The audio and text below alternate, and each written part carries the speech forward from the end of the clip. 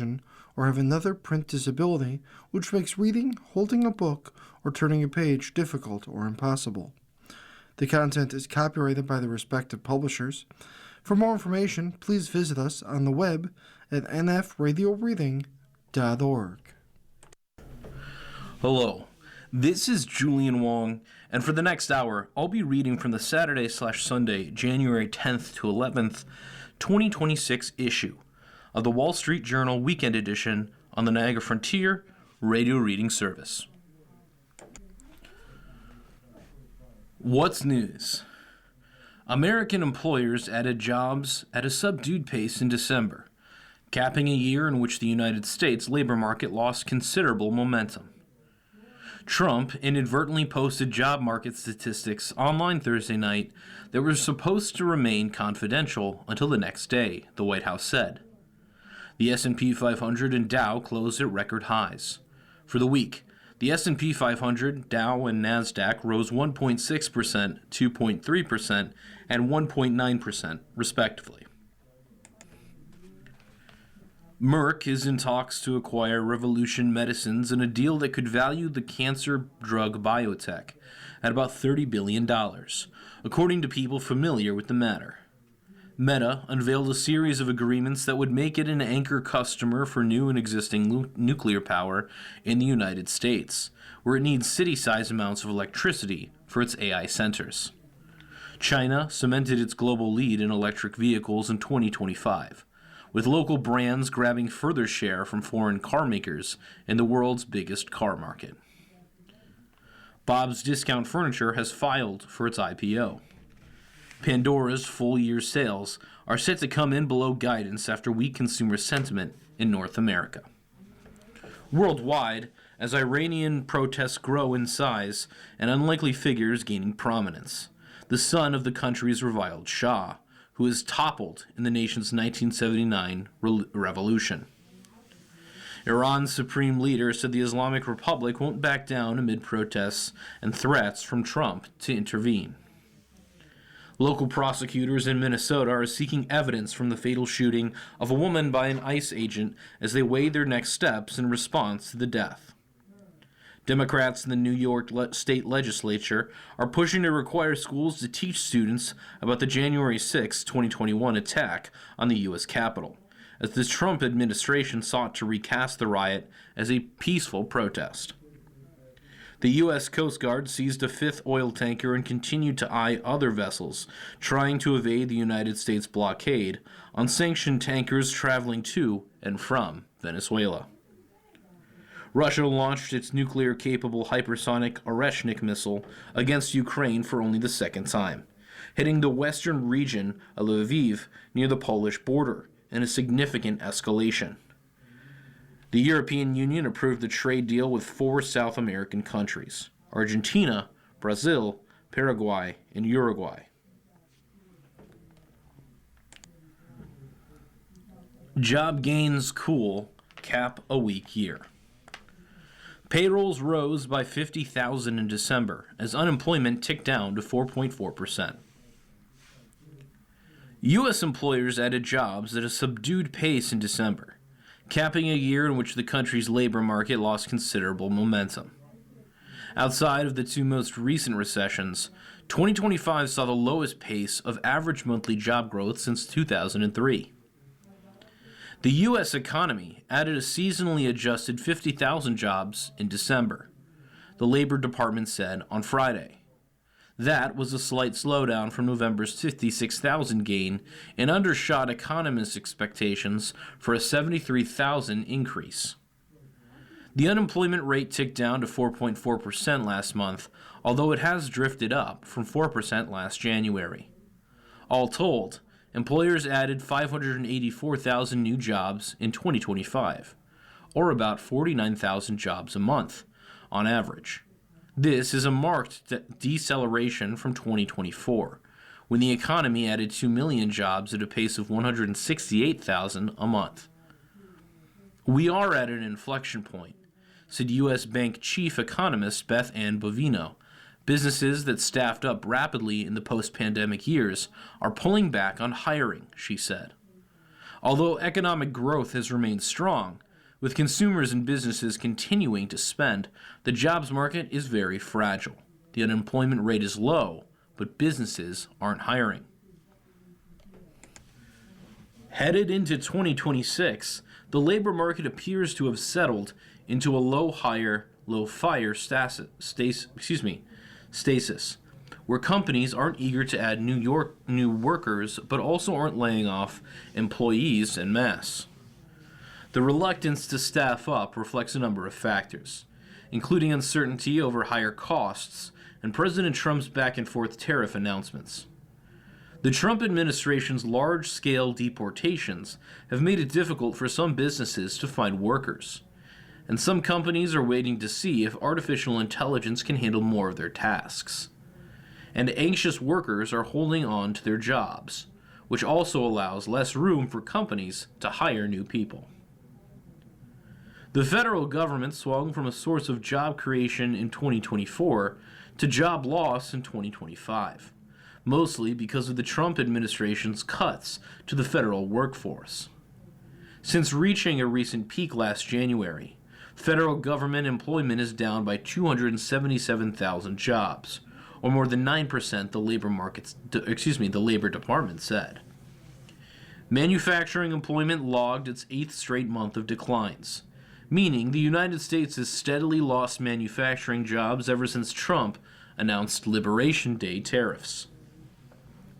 Last year's job gains were heavily concentrated in healthcare and social assistance, a sector that tends to add jobs no matter how the economy is performing. Bars and restaurants also added jobs at a steady pace, which economists said reflects continued spending by higher income households, buoyed by a strong stock market and other asset gains. Average weekly hours ticked down in December, and temporary help services shed jobs in nearly every month of 2025. That could be a sign that employers, faced with slowing demand, are reducing their employee hours and pulling back from temporary labor to avoid laying off staff. Those on the sidelines are also struggling. December's report showed the number of long-term unemployed, those without a job for 27 weeks or more, is up nearly 400,000 from a year ago. The median duration of unemployment also jumped in December to 11.4 weeks from 9.8 weeks a month earlier. The number of people working part-time who would prefer a full-time job has increased by nearly 1 million since December of the previous year. Even so, other recent data point to a solid pace of economic growth, highlighting a disconnect between the middling environment for hiring versus other measures of the economy. The U.S. trade deficit shrank dramatically in October to its lowest level since 2009, the Commerce Department said this past week. And consumer sentiment ticked up in January, although it remained nearly 25% below last January's reading, according to the University of Michigan's monthly survey. The GDP Now tracker, published by the Atlanta Fed, suggests fourth quarter GDP growth of 5.1%, a pace not seen since late 2021 when the economy was emerging from COVID-19 shutdowns. U.S. stocks have been on a tear and traded higher on Friday, with the Dow Jones Industrial Average and S&P 500 both closing at new records. The Dow Industrials rose nearly 238 points, or 0.5%, while the S&P gained 0.65%. December's jobs report is the first clean look at the labor market in several months, after the record-long government shutdown caused agencies to cease data collection for 6 weeks and delayed the release of many major economic indicators. The drop in the unemployment rate in December cements expectations that the Federal Reserve will stand pat at its January 27th and 28th meeting, though the soft hiring figures ensure that central bankers' debate over the labor market's health is far from settled. A lower jobless rate eases for now the most acute concerns about labor market deterioration that drove the Fed to cut the rates at 3 consecutive meetings last year, each time with growing opposition from a minority of policymakers who didn't think cuts were warranted. Wage growth also firmed in December, with year-over-year average hourly earnings ticking up 3.8%. Economists said lower borrowing costs and tax cuts from the One Big Beautiful Bill Act should help support hiring in 2026, even as employers grapple with uncertainties around tariffs and inflation.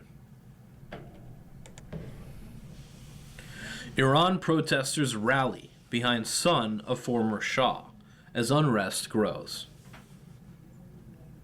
As Iranian protests grow in size, an unlikely figure is gaining prominence: the son of the country's reviled Shah, who was toppled in the 1979 revolution. Iranians across the country are chanting slogans in support of Reza Pahlavi, whose father, Mohammad Reza Pahlavi, ruled the country for decades.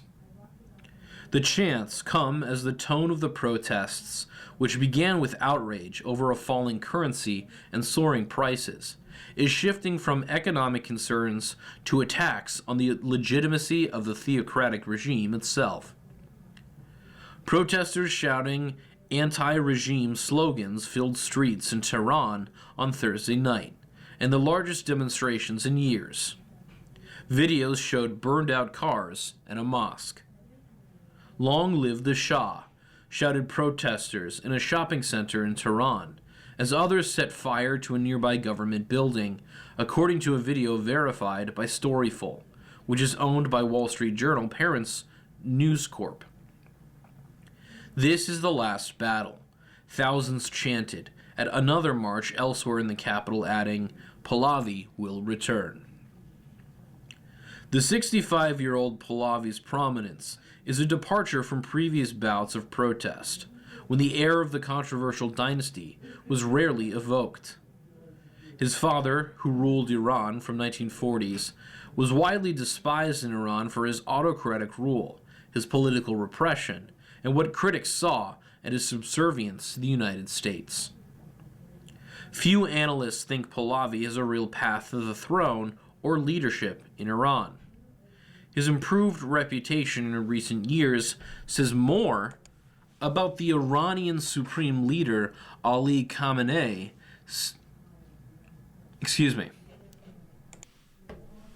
says more about the mounting discontent with the Islamic Republic than it does about a genuine desire by Iranians for a return of the monarchy, analysts said. Many Iranians see him as everything the regime is not: pro-Western, secular, and capable of ending Iran's economic isolation. Over the past decade, Pahlavi's popularity has increased, reflecting not just nostalgia, but a sharp contrast of what the past was and what the future could be in Iran, said Behnam Ben Taleblu, Iran's senior director at the Foundation for Defense of Democracies, a Washington think tank. This rise in popularity correlates with increasing secularism and nationalism. Some Iranians responded to Pahlavi's call to join swelling protests against the government Thursday. He urged more to take part Friday. "Be assured that victory belongs to you," said Pahlavi, who is based in the United States. Pahlavi was 18 years old and in the United States training to be a jet fighter pilot when the revolution that ousted his father unfolded. After his father died in exile in Egypt in 1980, Pahlavi declared himself the new Shah, but failed over the following decades to build a cohesive Iranian opposition, with many Iranians continuing to revile his dynasty. 3 mid-level Iranian government officials reached in the past week to discuss other issues, brought up unprompted that they privately longed for the return of Pahlavi's. As the latest round of protests erupted in the capital, one of them said he wanted his king back and hoped he could restore Iran's international standing following a bruising conflict with Israel in June. There are limits to Pahlavi's influence. He has said he wouldn't rule as a Shah and wants to help Iranians transition to a secular democracy, but he lacks an organized support network inside Iran. President Trump, who who has threatened to intervene if the government fires on the protesters and has admired Iranians' eagerness to shake off the regime, has said he isn't ready to meet him. Iran's opposition movement remains deeply fragmented. Many Iranians, even those calling for regime change, still firmly oppose a return of the deposed dynasty. You are listening to a reading of articles and features from the Wall Street Journal Weekend Edition on the Niagara Frontier Radio Reading Service. The Islamic Republic is so bad people will accept anything in replacement, and he offers a simple solution, said Javad Chaminara, an opposition activist and a member of Iran's Kurdish minority who favors a federalist system. Pahlavi is seen as a divisive figure among ethnic minorities, which make up close to half of Iran's population, because of the monarchy's past refusal to grant them some autonomy, he said. Iran does have other opposition figures, including human rights activists. Shirin Ebadi, the Iranian Nobel Peace Prize laureate, called on her countrymen to rally for freedom and democracy. We are witnessing the collapse of the hegemony of the Islamic Republic, Ebadi, who lives outside Iran, said on her Telegram channel Friday. All we need to do in these final days is hold each other's hands and believe that this dark night is coming to an end.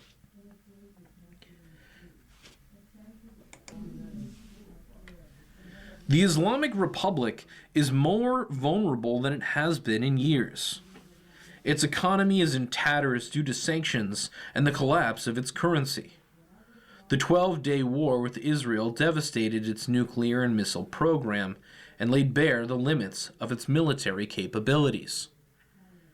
Negotiations between Tehran and Washington to restart talks over its nuclear program are deadlocked over the regime's insistence on the right to enrich uranium, which the United States, Europe, and Israel fear could be used to build a bomb.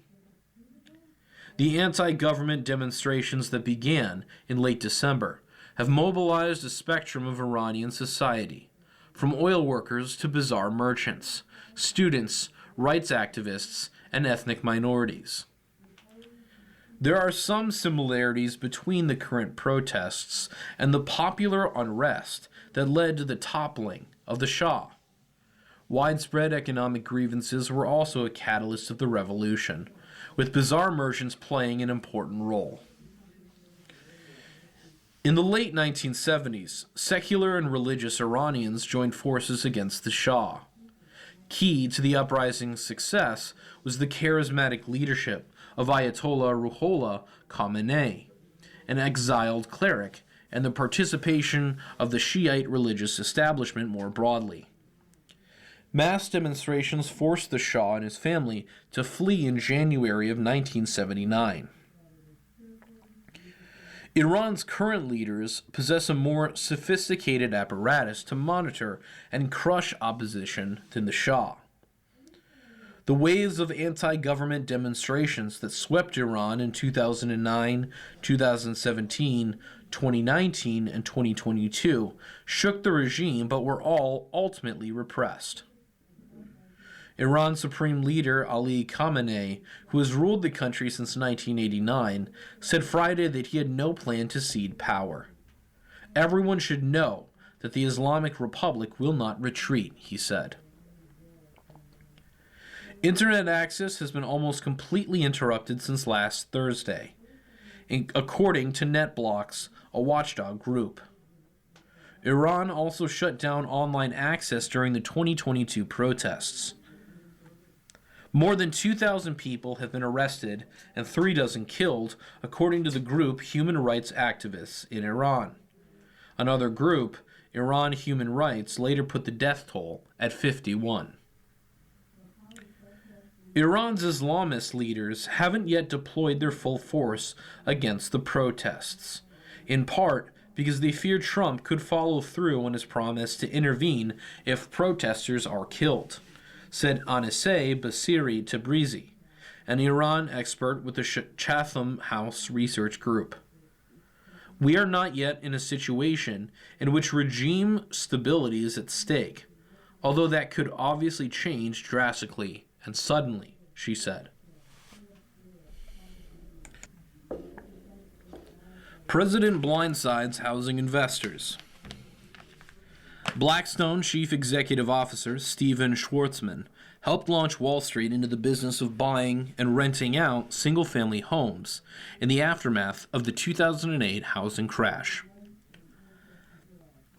This past week, his firm and others across the industry were blindsided when President Trump, a property mogul himself who many in the sector considered an ally, said he plans to boot investors from the market.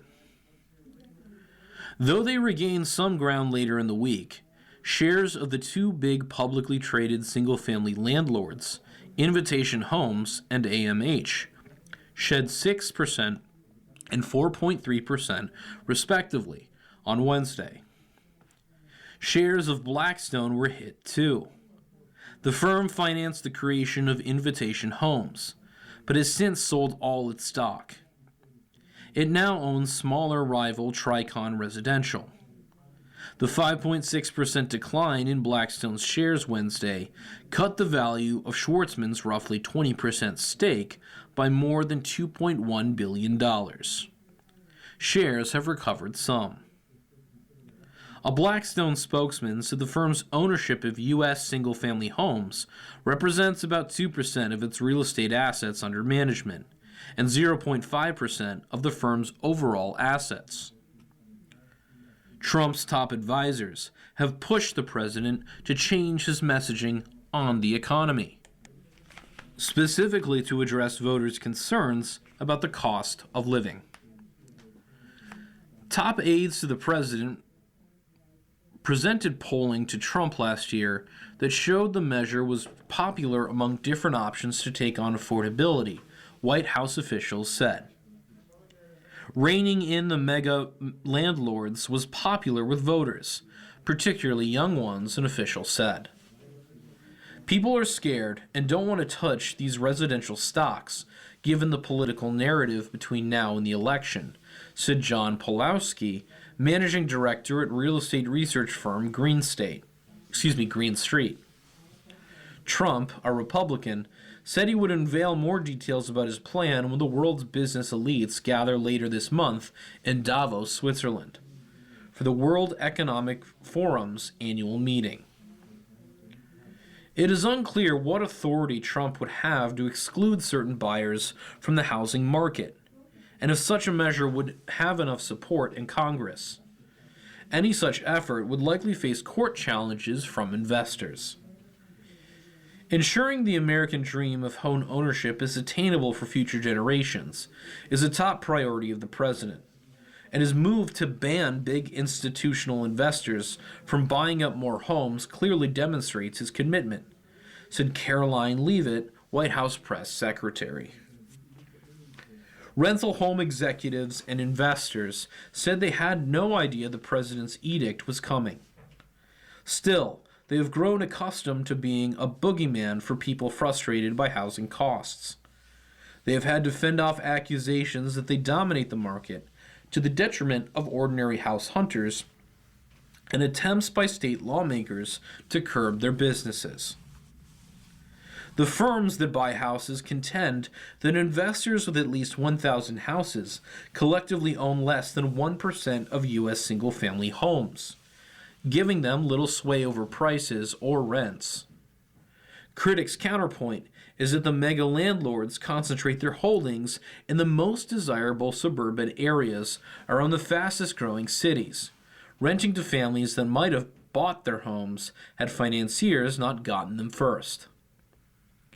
Treasury Secretary Scott Bessent said Thursday that although the administration is still outlining plans for a ban, rental home companies and investors won't be forced to sell what they already own. It's all perspective, he said, at the Economic Club of Minnesota.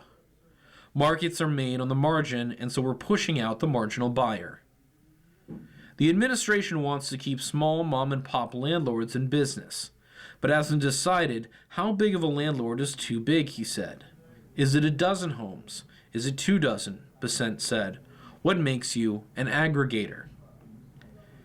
Invitation rents out about 86,000 houses, more than 110,000 of those held in joint ventures, and which it manages on behalf of other investors, are accounted.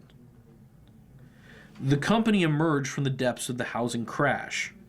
It was 2011, and high finance could no longer ignore how low home prices had fallen. The crash, when nearly 8 million Americans lost homes to foreclosure, offered entry into the largest asset class in the world at a big discount. Blackstone, whose chief executive Schwartzman has been a big donor to Trump's presidential campaigns, teamed with Arizona entrepreneurs to create Invitation. Starting with a 3-bedroom tract home in a Phoenix suburb, Invitation went on a $10 billion home buying spree. For a time, Invitation was buying $150 million worth of foreclosures a week. The late B. Wayne Hughes, a self-storage billionaire and Trump donor, built up American homes for rent with money from the Alaska Permanent Fund, which invests the state's oil royalties. Tom Barrack, who Trump made ambassador to Turkey last year, repeated with houses what he did in an earlier bust when he accumulated commercial property on the cheap. Starwood Capital CEO Barry Sternlicht, a self-described friend of Trump, was a big buyer as well. Barrack and Sternlicht merged their pools of rental homes in 2016 and sold the combined company to Invitation 2 years later. When the flood of foreclosures subsided, the buyers took to the open market. They prowled top school districts favored by parents and looked for neighborhoods near Starbucks coffee shops. As dispassionate buyers who paid cash and didn't quibble over ugly paint or dingy carpet, they beat out regular buyers without having to outbid them. More investors joined the frenzy during the pandemic, and by 2021, more than 20% of the homes sold around cities like Houston, Phoenix, and Miami were being bought by someone who would never move in. When prices exploded higher, they started building houses expressly to rent and buying builders' unsold inventory. In recent years, some of the biggest firms have been sellers, cashing in on record home prices. The Blackstone spokesman said the firm has been a net seller of single-family houses in recent years.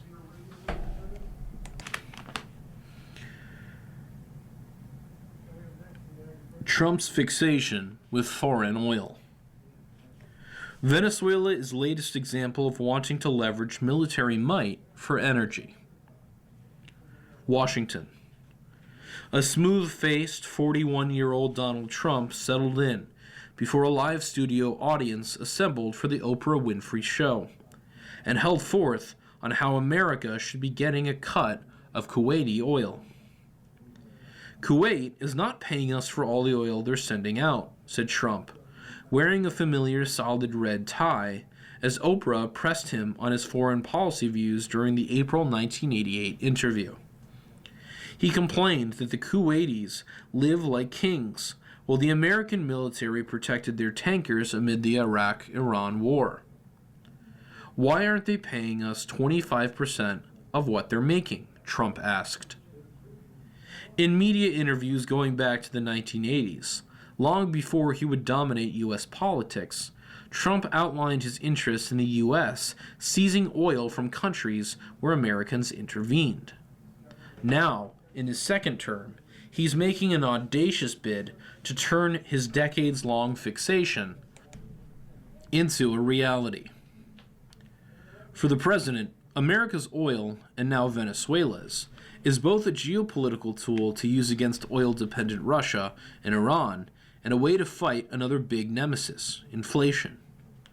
Trump believes if he can get oil prices down, he can lower Americans' cost of living ahead of the midterms, a senior administration official said. Bolder and more assertive in his second term, Trump has undertaken a slew of initiatives that could bind the United States economy to fossil fuels for decades to come. At home, he has delivered a swath of deregulation to free the hands of drillers and undue restrictions on carbon emissions, while curbing renewable energy. Abroad, he has voraciously pursued natural resources and pulled the United States out of international accords to counter climate change. We will be a rich nation again, and it is that liquid gold under our feet that will help to do it, he said at his inauguration. The venture carries risks. These days, the world is already awash in oil, very unlike the era of energy scarcity that informed Trump's early views. It could hurt the interests of the U.S. oil industry, which benefits from higher prices. Meanwhile, the dilapidated Venezuelan oil sector will need tens of billions of dollars of investment from those same companies, and would take years to revive in the best-case scenario. It also threatens to upend decades of U.S. foreign policy under which Washington engendered goodwill with allies by protecting sea lanes and serving as a guarantor of the free trade of oil. You are listening to a reading of articles and features from the Wall Street Journal Weekend Edition on the Niagara Frontier Radio Reading Service.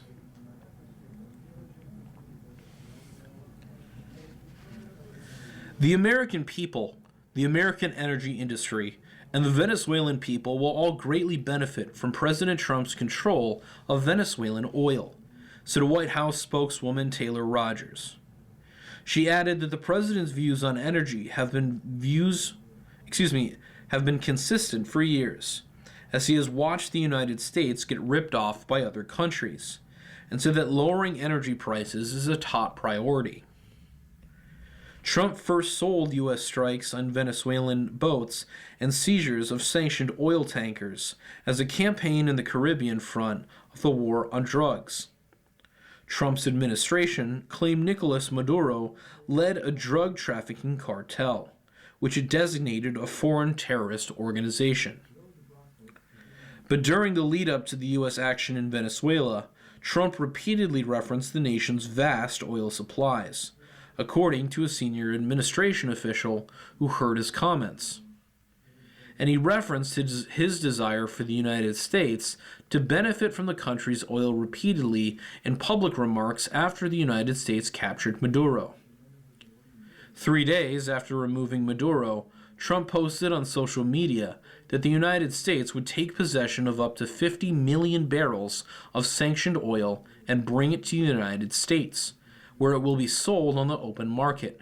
The profits, he said, to be split between the United States and Venezuela.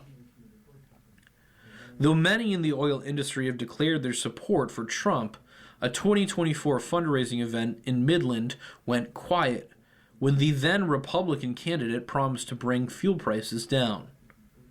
Putting more oil on the market also risks ticking off a geopolitical ally, Saudi Arabia, whose government needs higher oil prices to maintain its spending on social programs and economic diversification efforts. Venezuela is one of the founding members of OPEC. In the late 1980s, the United States military provided protection to Kuwaiti tankers in shipping lanes as a conflict between Iran and Iraq raged, a policy that the Reagan administration pursued to blunt Soviet influence in the area. But Trump told Oprah's audience that the U.S. should receive a major portion of Kuwait's oil in exchange for the assistance. The poorest person in Kuwait, they live like kings, Trump told Oprah. Yet they're not paying. We make it possible for them to sell their oil. Several months before his Oprah appearance, he brought up the policy with another popular TV host. When I see Kuwait, a total ripoff, Trump told Phil Donahue during a December 1987 interview. Why aren't we getting some of that money? In October 1980, he told NBC's Rana Barrett that the United States should have used the military more forcefully to free hostages held by Iran, and would have come away from the exchange as an oil-rich nation. In his first term, after the United States deployed forces to combat ISIS in eastern Syria, Trump asserted that the United States left troops there to secure the country's oil. Whether it's minerals or oil, it's a similar thing that the United States should get reimbursed for their cost of doing the right thing, said John Catsimatidis, a New York billionaire who has known Trump for decades. Trump rode to a second go-round in the White House in part on a rebuke of the Biden administration's efforts to fight climate change and limit fossil fuels. For the frackers, Trump's ascension was a new lease on life. Oil donors spent millions on Trump's campaign, seeking revenge for former President Joe Biden's push to transition the economy away from oil. When the American Petroleum Institute, the oil industry's top lobbying firm, held its first meeting with Biden's Energy Secretary, Jennifer Graham, she said if oil companies don't change their ways, we would become Kodak, said Mike Sommers, the Institute's CEO. Trump and his allies in Congress have accomplished 90% of the policy agenda, API, rolled out in June 2024. He said, thanks partly to the One Big Beautiful Bill, and they're working on a key remaining item, permitting reform. Trump eviscerated Biden's limits on offshore drilling, proposing drillers plumb the ocean floor even off the coast of California, where the sight of rigs is political poison for the state's Republicans. The president's team nixed billions in funding for electric vehicle, charging stations, wind, solar, and hydrogen projects, and a tax credit meant to boost consumer demand for EVs. In return, he wanted the United States to dominate the global fossil fuel market. Frackers expanded output to a record 13.8 million barrels a day, up 10% since the month he took office. He also persuaded the Saudi Arabia-led OPEC to hike its production, which since January is up 7%. For some in the oil patch, it has been a case of be careful what you wish for. U.S. oil prices have fallen 26%, low enough to injure U.S. oil producers, but not low enough for Trump, who wants to corral inflation by flooding the oil market. Low energy prices are like a massive tax cut for everybody in the United States, said Jeff Nichols, a partner at Dallas energy-focused law firm Haynes & Boone. Weeks before the United States strikes on Venezuela that culminated in Maduro's capture, Trump had a vague but tantalizing message for a couple of American oil executives. Get ready. Big changes are coming to Venezuela, he hinted. Now, the White House is considering a plan to assert control over Venezuela's state-run oil company, including acquiring and marketing its oil, possibly for years, according to people familiar with the matter. Trump has also said U.S. oil companies will plow billions into Venezuela to bring its heavy crude back into global circulation.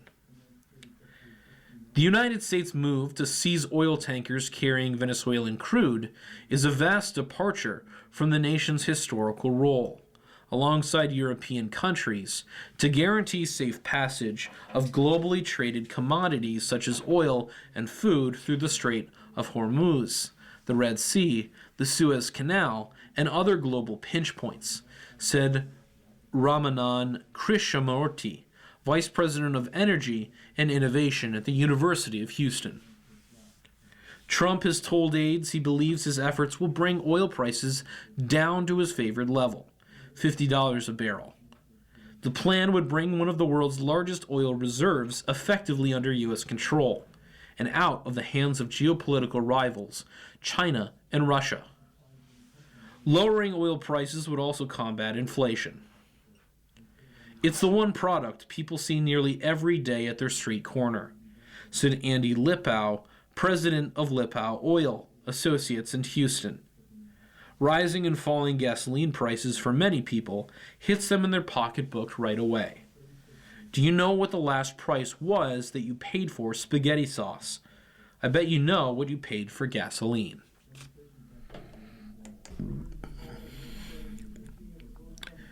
Bad news, Maryland drivers. Your 2005 Camry isn't historic.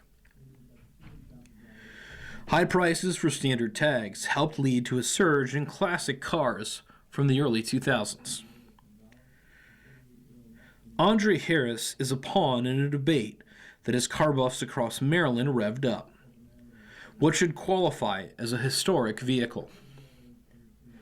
The 40-year-old painter drives a blue 2005 Toyota Camry. I wouldn't call it historic, he said, on a recent Sunday while parked at a Baltimore shopping plaza. But the state does. It says so on his license plate.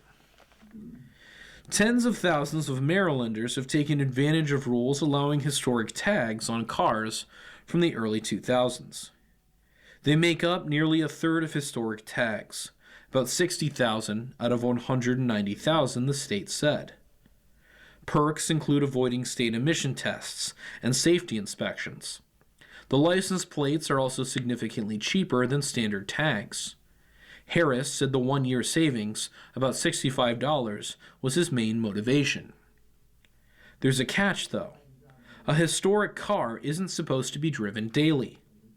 It can only be used in exhibitions, club activities, parades, tours, occasional transportation, and similar uses, according to the Maryland Motor Vehicle Administration.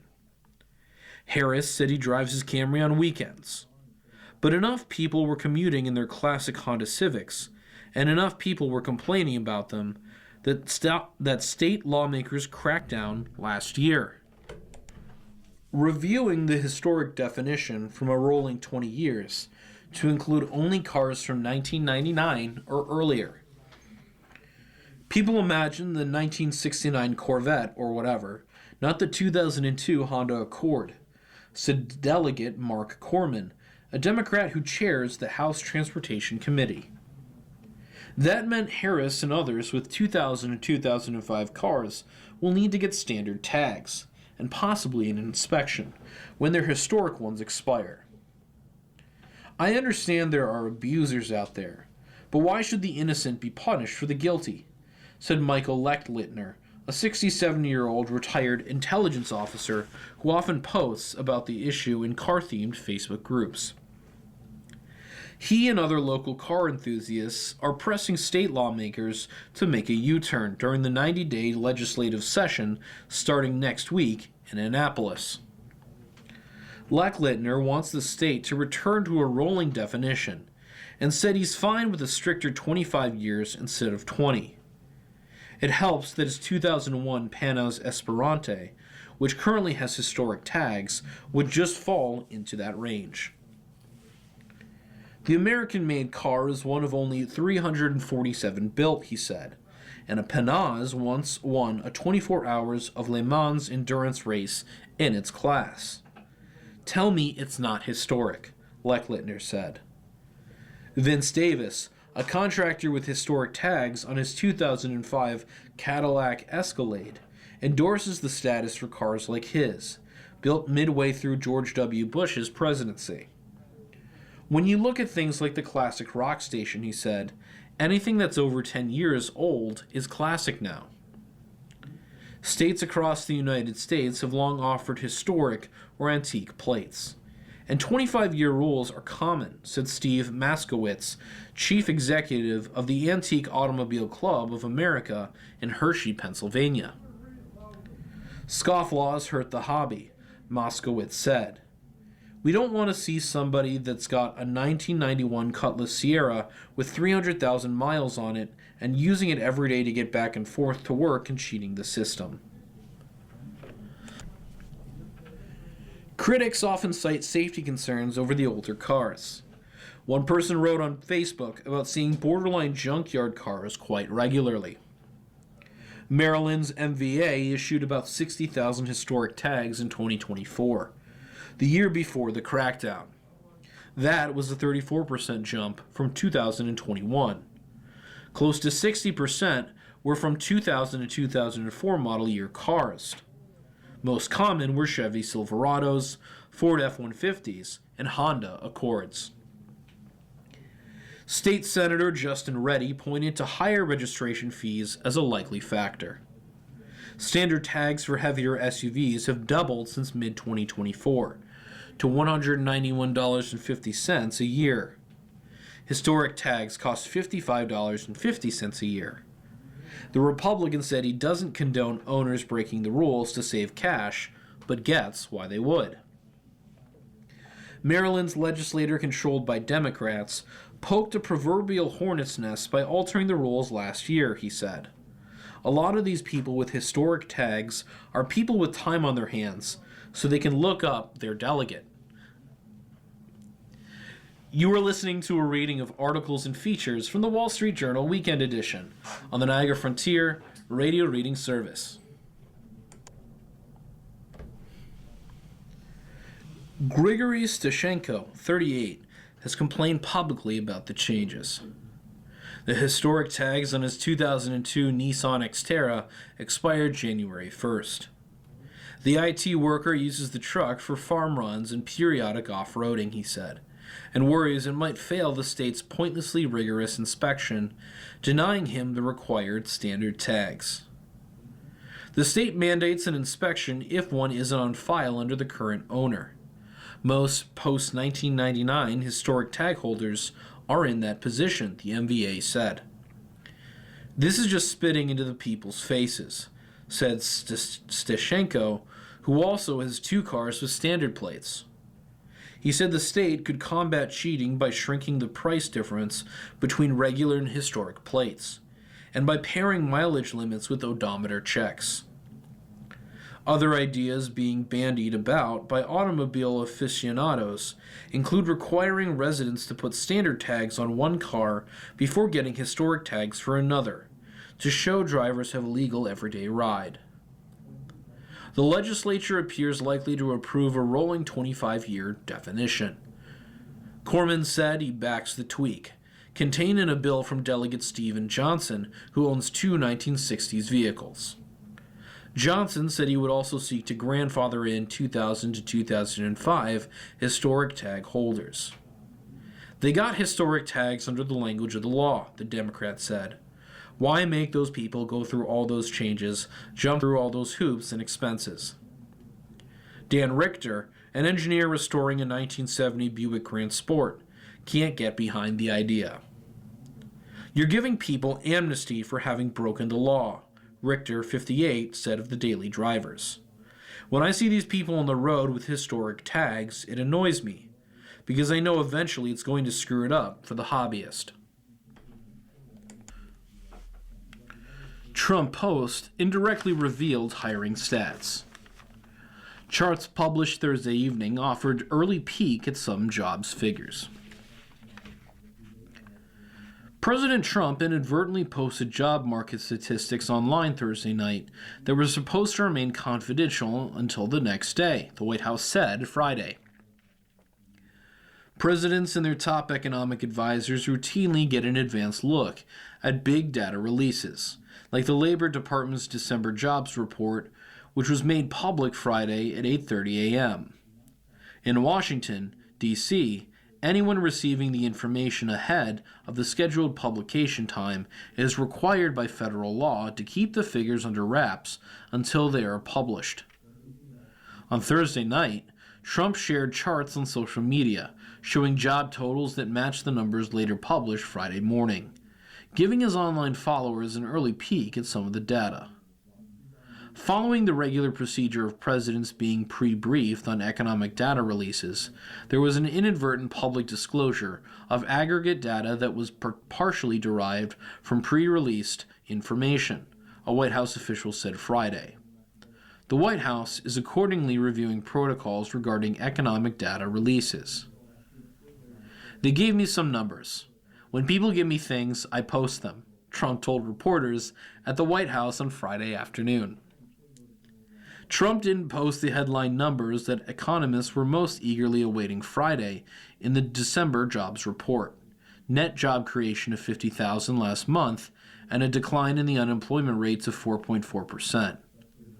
But his social media posts showed job creation totals running from early 2025 until the end of the year, indirectly revealing information from December's report.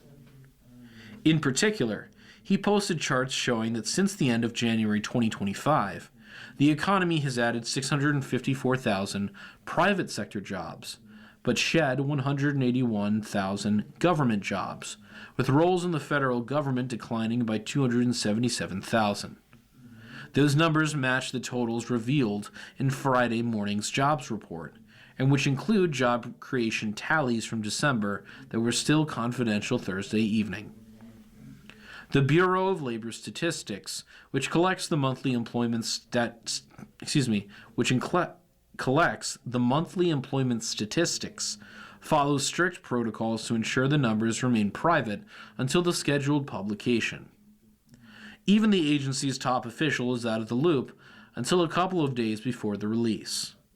The goal is to ensure fairness across financial markets, where multi-trillion-dollar markets can swing dramatically on positive or negative surprises.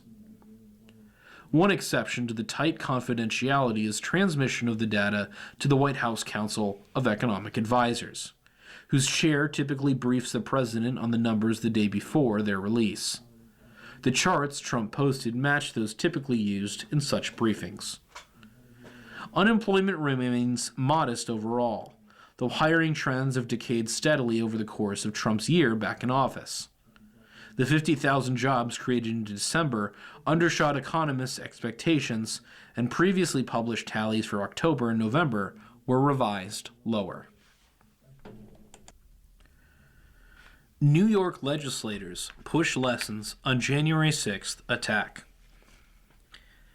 Democrats in the New York State Legislature are pushing to require schools to teach students about the January 6, 2021 attack on the U.S. Capitol, as the Trump administration sought to recast the riot as a peaceful protest 5 years after the event. Their proposed legislation would amend state law to add the January 6, 2021 insurrection at the United States Capitol and its aftermath to the list of topics schools need to teach students over the age of 8. Current law requires schools to cover slavery, the Holocaust, and the Irish potato famine. It doesn't specify how the topics should be taught. State Assemblyman Charles Levine, who introduced the bill in the lower chamber, said January 6 was a dark day in American history that should be on the list of required topics. I believe it is our obligation as Americans of good faith to teach our children the truth, said Levine, a Democrat who represents a district on Long Island. The bill has faced pushback from Republicans, the minority party in both chambers of the state legislature.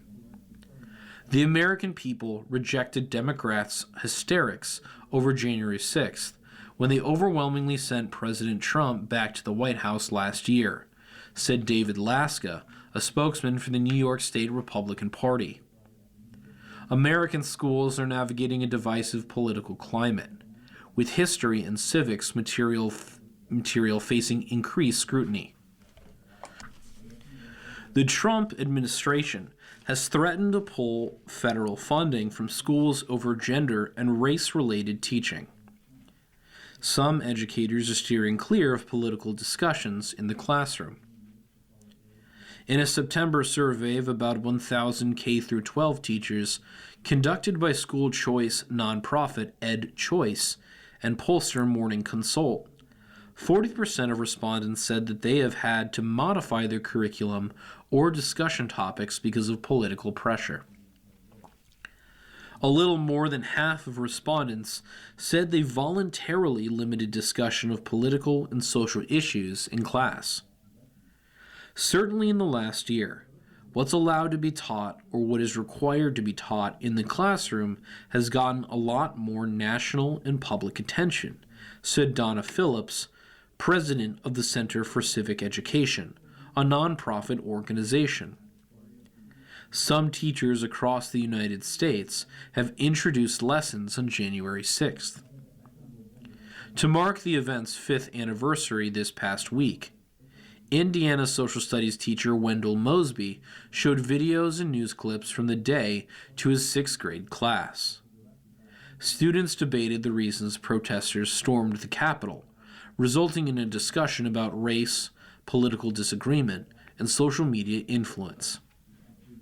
I felt proud that it was something that's very relevant, because it happened during their lifetime, said Mosby, who teaches at a public school in Gary, Indiana. It wasn't like talking about George Washington cutting down the cherry tree. Frederick Hess, senior fellow at the right-leaning American Enterprise Institute, said that while January 6, 2021 is a significant example of an attempt to obstruct the peaceful transfer of power, overemphasizing recent events in classrooms can make for bad civics. It teaches students that the right way to look at pretty much everything is through the kind of polarized tribal lenses of the 21st century social media, Hess said.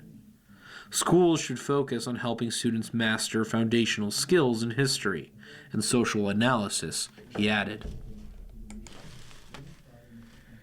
You've been listening to a reading of articles and features from the Saturday/Sunday, January 10th to 11th, 2026 issue of the Wall Street Journal Weekend Edition.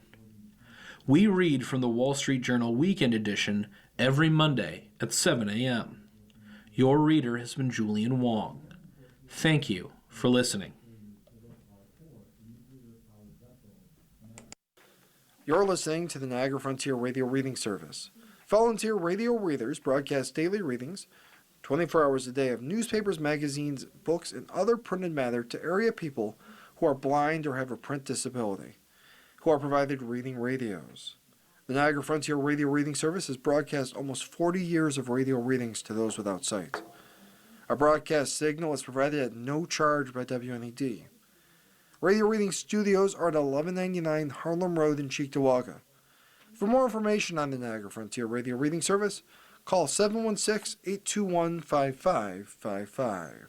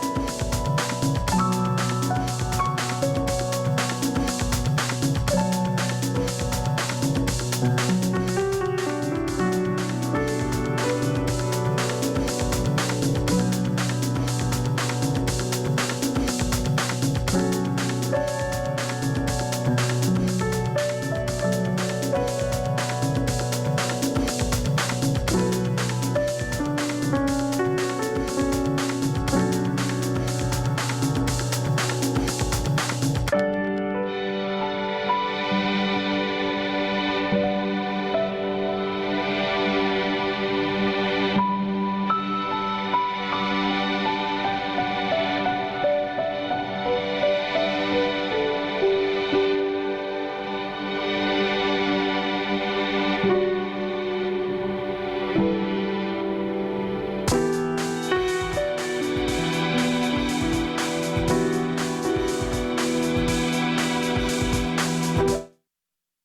following program is intended for listeners who are blind, have low vision, or have another